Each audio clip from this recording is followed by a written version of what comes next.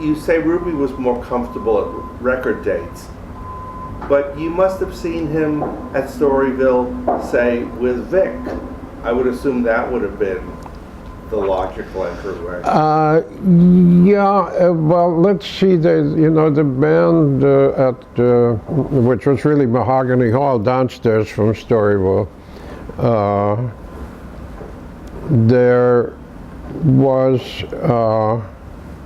Buzzy and Buzzy's brother Al, who was a good clarinetist, and George usually played piano there, and George and Vic had very good communication, and Vic worked there a lot. I can't remember Vic and Ruby together. It must have been, and though they recorded together, of course. But I remember, seeing Vic with Bechet and Vic with Doc Cheatham, and I don't really recall. They must have done live stuff together, but I can't remember that. Vic would have, known how to get along with Ruby because of his sense of humor. Now, Ruby had a sense of humor too, but that sense of humor was like what you just said, but it didn't much. A real sense of humor is the ability to laugh at yourself, and I'm not sure that was the case with him. Do you remember seeing him on gigs in New York? Ruby. Yeah. Does anything come to mind as a New York gig? Something that comes to mind was a big party at somebody's big apartment where Ruby played, and a friend of his who made one recording with him, I think a drummer named Izzy Sklar, and I forget who else, and it was like a house party, and that was fun. Is that the New Year's Eve party?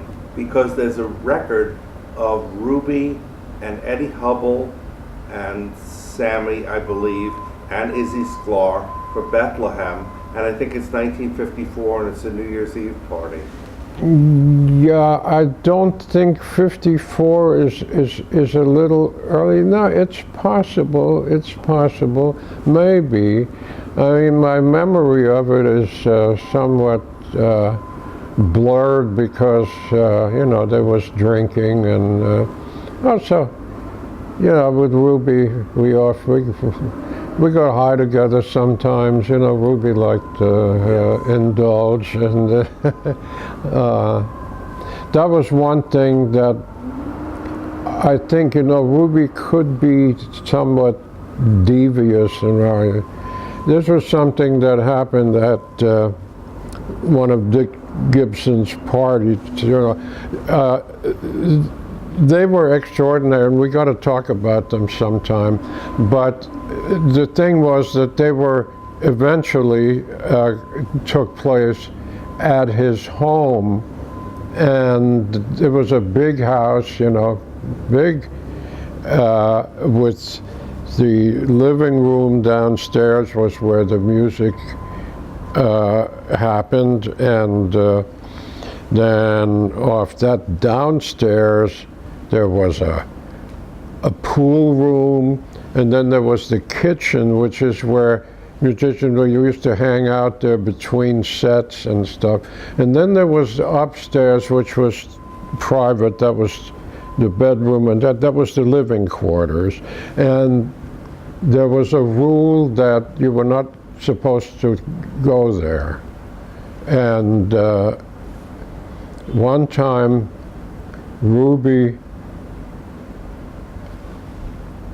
insisted that I go up with him. I said, we're not supposed to go there. He said, okay. So he took me up there, and I don't even know why. It wasn't that he wouldn't have done it, to smoke. That was it. But anyway, it said that the pretext was that he wanted to talk to me and wanted to say something privately, you know. But what happened was that Gibson happened to catch us there, and that was not very good for me, you know. I mean, for Ruby, that was always the thing that, you know, he wanted to, you know, to play, as far as I was concerned. Well, it didn't last, but for a while, Dick was not, you know, very friendly to me. Although he continued to invite me back, I was editor of Downbeat, so, you know. Gibson is another subject. But that was the kind of thing that Ruby would do sometimes. There was an interesting relationship between him and George Barnes. You know, they played so beautifully together. They were just, musically, they were a wonderful fit. And I just recently, on the Tube, I put on Music Choice a lot, especially after a big dosage of news, you know, I want to get away from it. The Tony Bennett thing, the Rodgers and Hart, with the two of them, Ruby does some absolutely gorgeous stuff there. They're very short things, and also the way he backs Tony. And he and George were just great together, but personally, I'm surprised that it lasted as long as it did. I mean, George was also, I never got to know George too well, but he didn't seem to me to be a very warm person, I think. But they were at each other. I mean, that's just remarkable how well they got together musically and not at all personally. You know the famous story about when Ruby was beginning to, you know, his health really went downhill, and he was in he was hospitalized. I guess it was in Boston, and Jack Bradley brought him this, you know, made him this cassette of all the Louis Deckers, you know, and Ruby claimed that, and Jack too, that it saved his life, you know. That I was one of the last people to see Ruby alive because he was then in a hospice on the Cape, and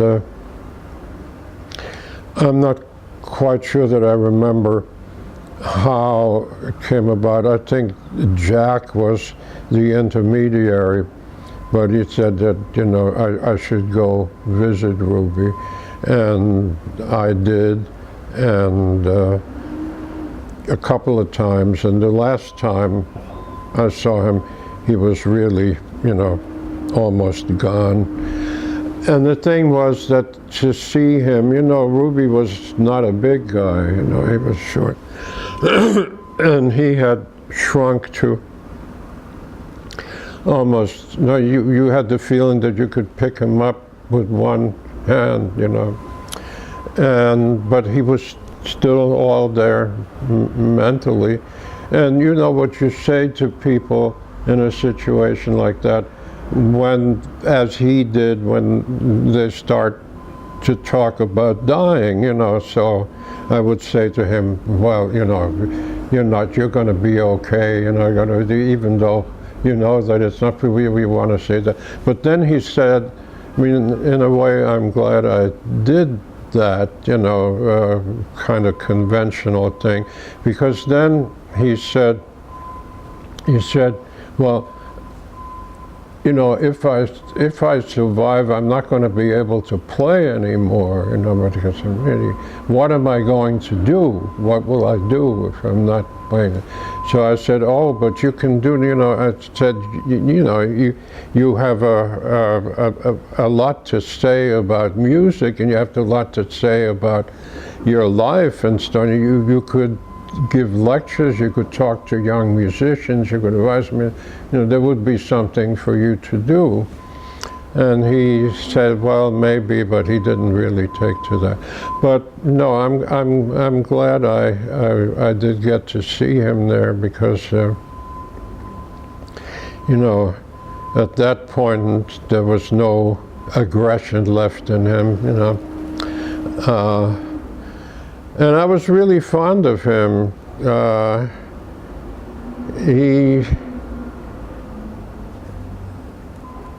He was so deeply into the music. I remember one time we were together at Jack Bradley's when Jack had that apartment on 49th Street between 8th and 9th, and we were listening to records, and there was this thing. Jack still had, he had other things as well, but he still had a 78 machine, so there was Count Basie's Exactly Like You, which has a vocal by Jimmy Rushing, and after the vocal there is a Lester Young solo. Now, Ruby loved Lester Young, and he was knocked out by the solo, and he said to Jack, I want to hear that again, So with the 78 thing, it's easy to do that because you just pick up, the thing and put it back where it is. If it had been on a CD player or whatever, then you could have done it, but it would have been very hard. So to make a long story short, Ruby, I mean, we had been, we had been indulging a little bit, but Ruby wanted to hear this. I swear, we must have listened to it at least a dozen times, but that was it. He wanted to hear it again and again and again. So, he was really he was more than, most musicians, of course, they have a relationship with recorded music. They, that very often that's what gave them their start with jazz and so on. But Ruby was more into that, like the way that a fan would be, And he even had that kind of attitude a little bit about, he loved Benny. He always said nice things about Benny, and about a clarinetist he came by. He said, this man is the greatest clarinet player that I've ever encountered. And he said, not only in jazz, but, just as a, and that's interesting in a way because of Lester Young and Benny, that just to digress for a moment, Benny really liked Lester's playing, and one time he saw him and he thought that Lester was playing a metal clarinet, and Benny thought that was, that was terrible. So he actually, he gave Lester a brand new Selmer clarinet, and Lester, of course, thanked him and everything, but he continued to play the metal because he liked, when you hear Lester clarinet, and fortunately there's quite a bit of it, I wish there'd been more, but I'm not thinking about the last, but the very last one is, you shouldn't even listen to it because he's not well, but in his prime, and the best known is that Blue and Sentimental, so he had a very special sound of that clarinet, and he did the metal, that's what he wanted. But it was a nice gesture on the part of Benny, who is usually, when people talk about Benny, it's all negative, So Ruby was different in that respect. he had a falling out with John Hammond. Of course, Hammond was his protege. In a way, he was Hammond's protege with the Vanguard recordings and all that. In a way, John was instrumental in putting Ruby on the map, but they had a falling out, and Ruby had, in fact, nothing good to say about John. And John was a difficult person too. Now,